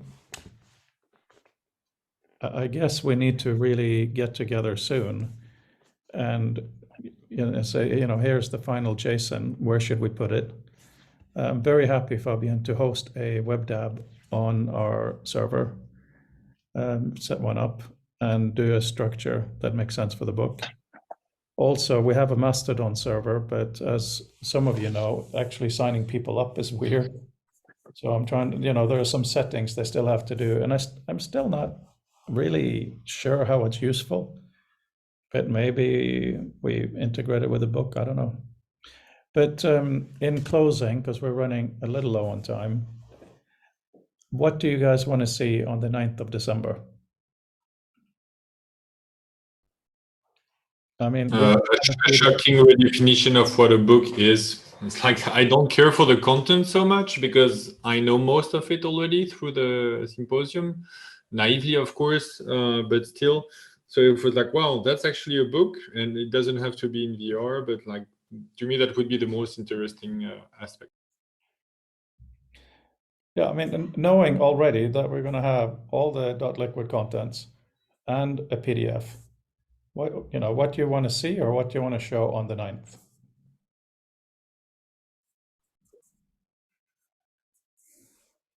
And hopefully the most interesting thing won't be what I'll show, but maybe I'll learn while doing it. And what I'll show you, it's a little bit like Brendel.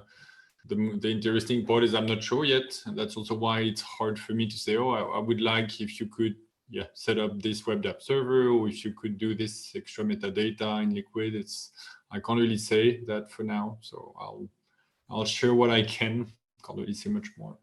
Why don't we consider having a private launch the week before that we record, and so Fabian, you show what you will have then. That gives us a week to put a record of the launch into the book.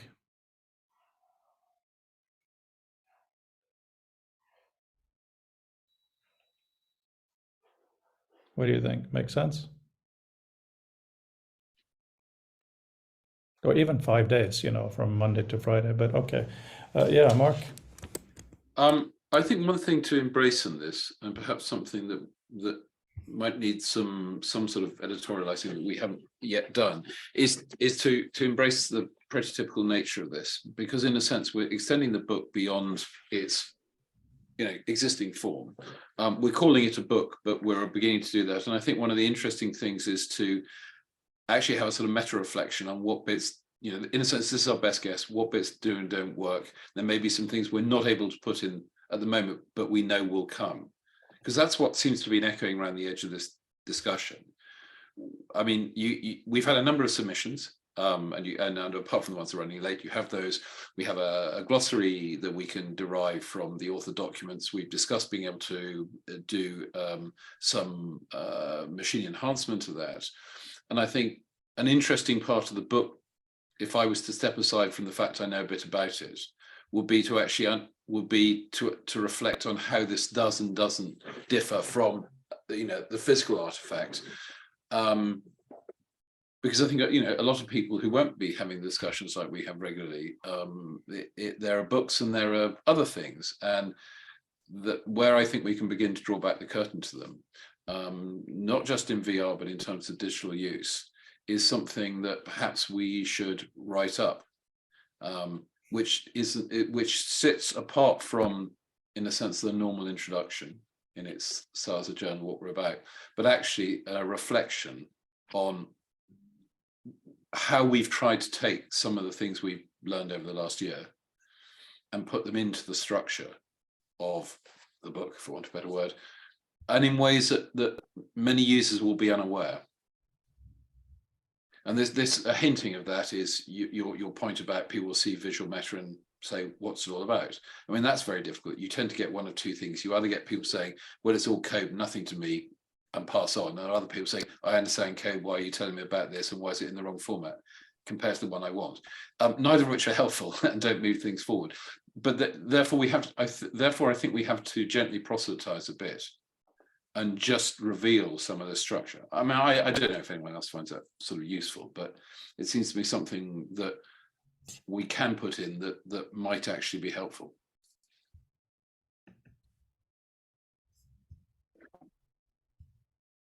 Yeah, I'm still looking at my Mumford, my 2.5 Mumfords, and I'm thinking about what it was that went through my mind when I was cutting it in half. And one of the things was an excitement about what else printed media could be, and the way in which the physical materials could support sort of thinking about what something is. And I now realize one of the best analogs for what I was thinking about. So, if you imagine a book is not a single volume, but just a single contained thing, and you can sort of fold out pieces and have different sort of manuals and components of it, then what you're basically describing is a board game or a tabletop game, except instead of the goal being some sense of fun, it's sort of comprehension. So if you had a map, like if you had a fold out map that accompanied your book, and a couple of different volumes or slips, then you can start to create it. It also, I feel like, as a metaphor or as a model, makes it more sort of acutely clear that what the consequence of all of those materials is a value system. It's a thing that has a specific goal for people to interact with it in a way that I think that the form factor of a single bound volume, or even a software system in many places at this point, kind of belies and hides. Where a tabletop game is really explicitly a value system, something that you have an expectation for somebody to do stuff with, and you have specific explicit goals for what it is that they're supposed to get out of that interaction.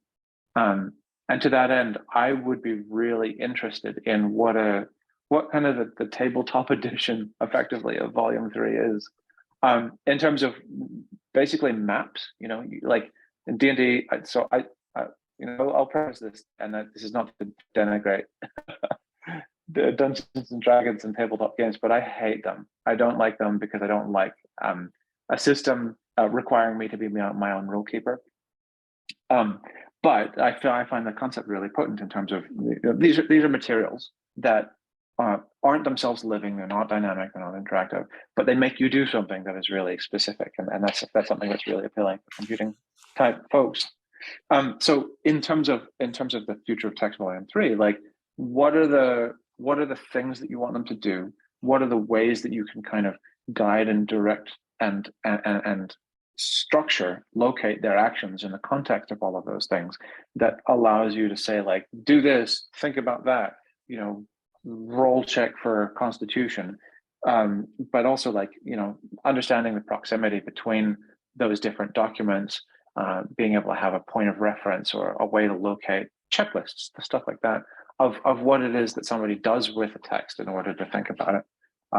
Also, I was watching last night the User Interface Software and Technology Symposium's 30-second paper introductions, 95 paper introductions. So even though they're only 30 seconds long, it still takes a good bit of time to wade through. And I realized that one thing that I didn't do was reflect on them at all.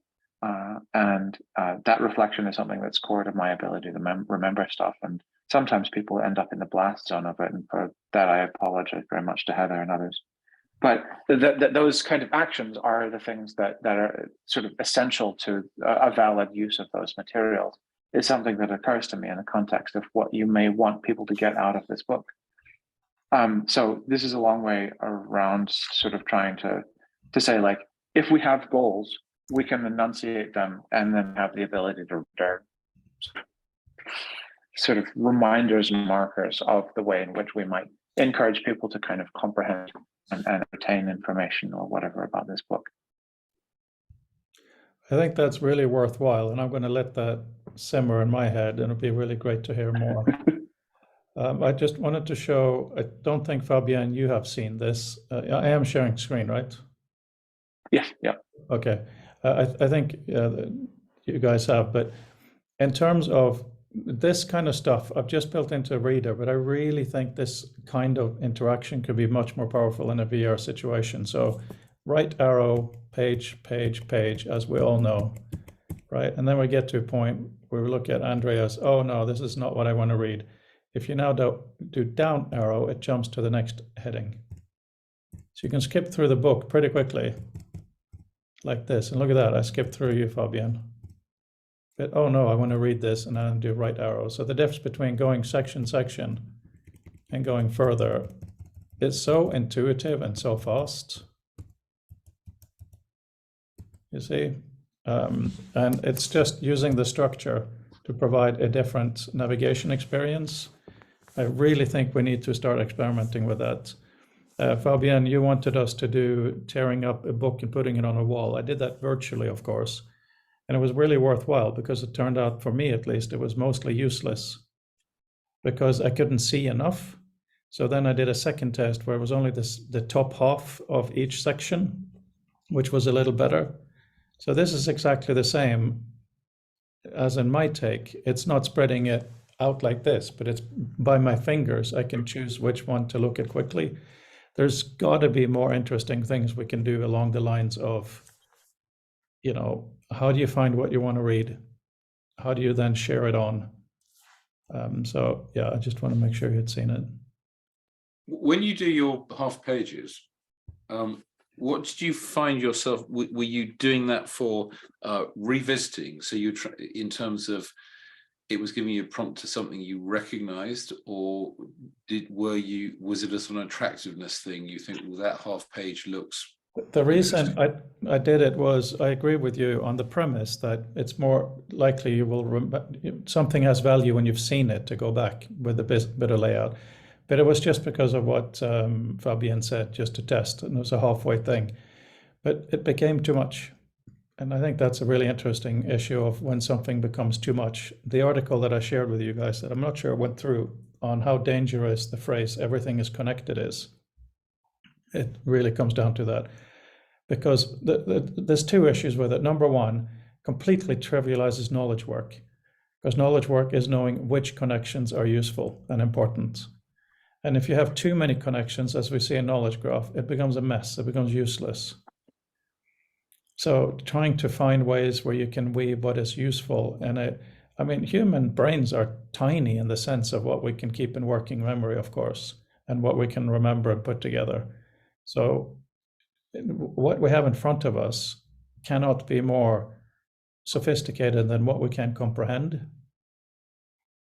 Of course, it could potentially be, so you can change it to another view of another aspect, and that's absolutely amazing.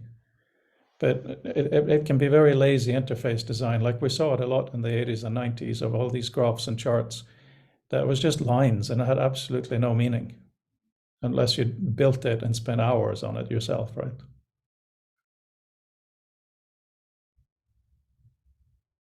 So I think we've agreed today, we're going to look at different ways of chopping up, different ways to share, and we're going to look at the glossary in different ways. Now, the way that I'm building the glossary in Visual Meta and Reader is simple hashtags where 10 of them are prioritized to a special status where you can access them through keyboard shortcuts.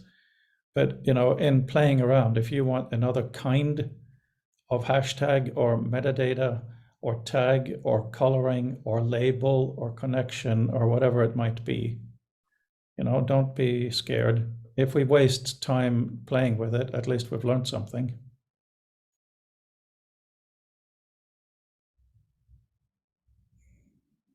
And I think this conversation today is a good example of what we're dealing with, because let's say maybe half an hour of this conversation was useful, of these 2 hours. You know, most of the last bit. A lot of it was frustration, a little bit of boredom, fluff, digressions, and that is the way it's going to be. What is a book? It's that, just slightly better. You know, how do we deal with that? And, you know, again, I'm intimately aware of me prioritizing my own stuff, but that's because I have it. I just hope it can be open for other things. So just to sort of recap, to check I sort of absorb this correctly. So really the main thing is there's the uncontroversial part is the inputs. We sort of know those. So the extras that you're talking about is, or the scope for extra or different is really in finding, offering new ways of entering the corpus other than starting at page 1.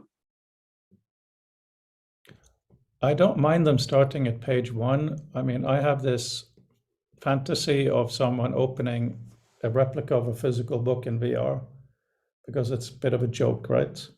But once it's opened, amazing affordances appear. And it may be they start reading from page 1, 2, 3, it's fine, nothing wrong with that. But once they have taken ownership of the book, if they want to see only a this or only a that or only those types of things, it should of course be easily and instantly available to do that. But the problem I've had so far is that it's hard to define what those things would be. The book is organized, of course, by author name, alphabetically first name. I did that partly because I think it's friendly. Academics hate it, it should be by last name. But also, we played around with doing it by a title, but the titles are meaningless. Only a few titles mean something in the certain, sequentially.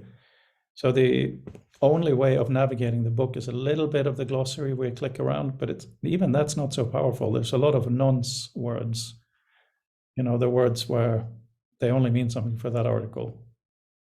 A lot of it is, look what I did. There isn't that much overlap. Some of it is.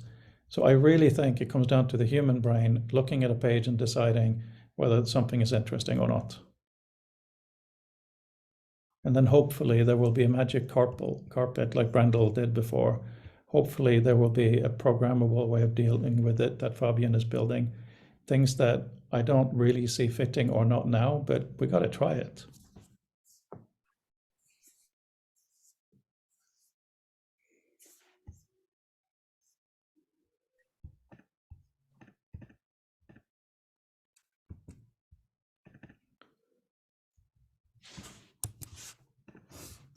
Yeah, I just got my Illustrator document where I open again, where I sort of put the, I color coded all of the, I got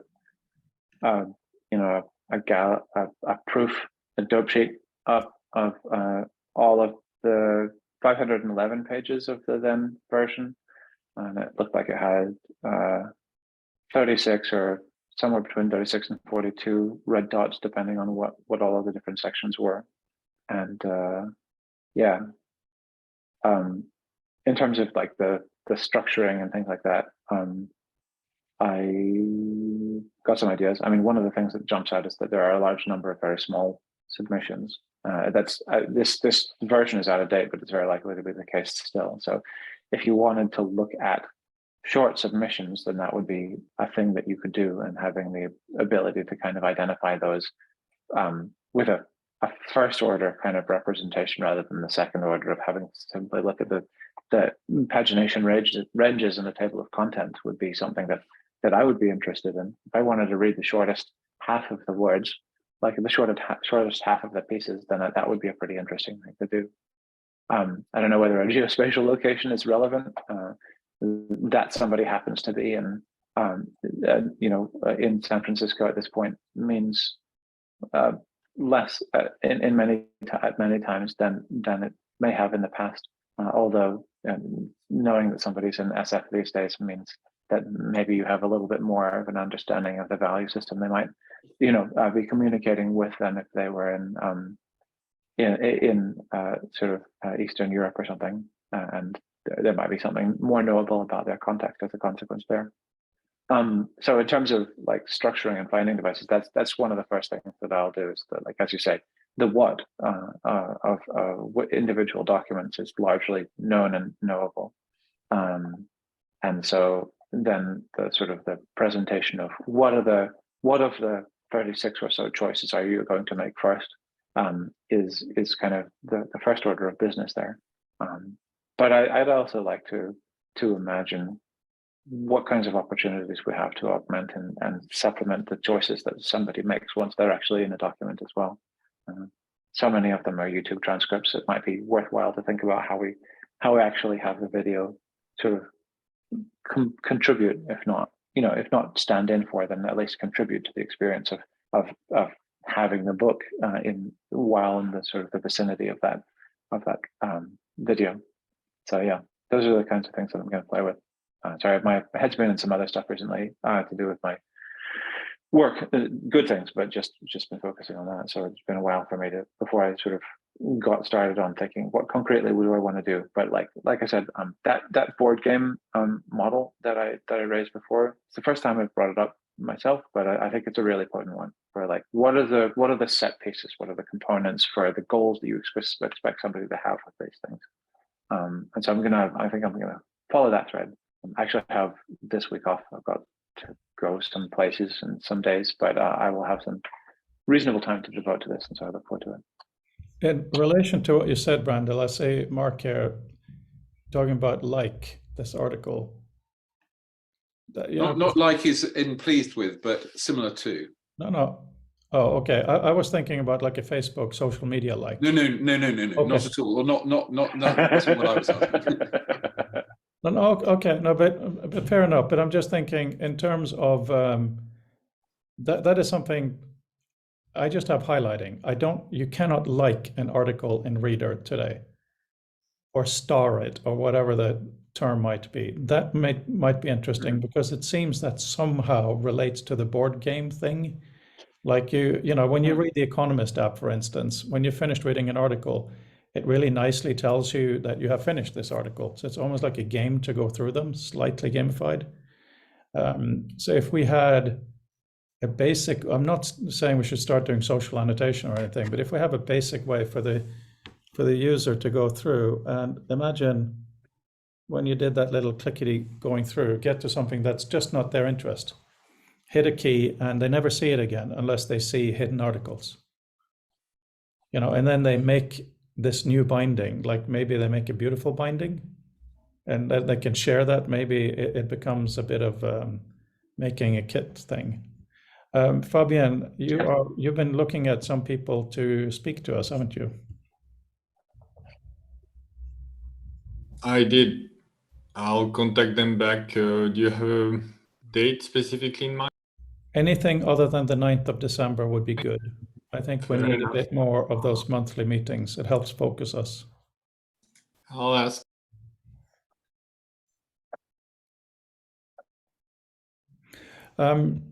This whole thing of like, it's interesting. I misunderstood you there, Mark. I'm thinking one thing that I want to do in Liquid is to build GPT-3 into it. So when you are writing an author or anywhere, you select text, launch Liquid and press spacebar and boom, you get a proposed next sentence or something. That's kind of fun. All the kids are doing it, so why not, right? I'm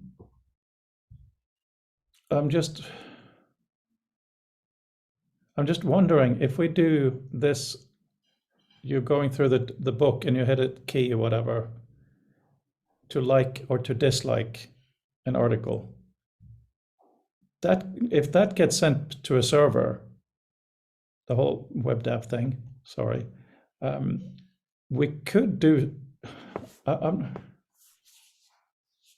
no, it doesn't have to get sent by server. What we could quite simply do is once you're done with that at a certain point, do a command and you share a new volume based on your favorites only.